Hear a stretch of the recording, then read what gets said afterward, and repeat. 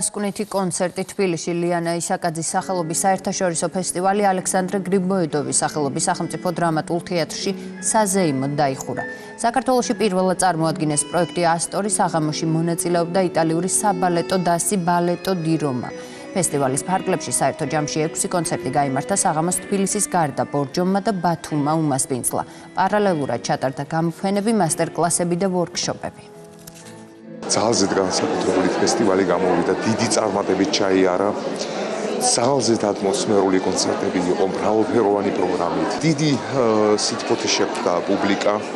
ძალიან კმაყოფილი ვარ, რომ ასეთი წარმატება იქონია პუბლიკის წინაშე და ყოველთვის ძალზედ ბედნიერები ვართ ქართულ პუბლიკასთან შეხვედრისა.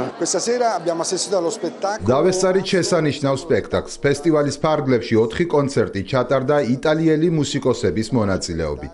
მე ვფიქრობ, რომ ეს კიდევ ერთი დასტურია იმ შესანიშნავი ურთიერთობების, რომელიც ჩვენ ორ ქვეყანას შორის არსებობს, განსაკუთრებით კულტურის სფეროში. ღამის სერენადები არის ერთ-ერთი უძველესი ფესტივალი კლასიკური მუსიკის მიმართულებით. ძალიან აქტიურად იყო წარმოდგენილი წლევანდელ პროგრამაში იტალიური პროგრამა. ძალიან დიდი მადლობა ამისთვის იტალიის საელჩოს, რომელიც მერიასთან ერთად არის უკვე ბევრი წელია ამ ფესტივალის მხარდამჭერი. ძალიან კმაყოფილი დარჩნენ როგორც მსმენელები, ასევე ფესტივალის ყველა მონაწილე და უსურვებ კიდევ უფრო მეტ წარმატებას ჩვენ ფესტივალს.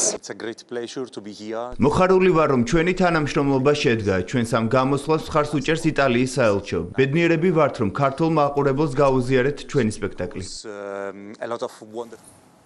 ისტორიული შედეგი ჩელენჯერის სერიაზე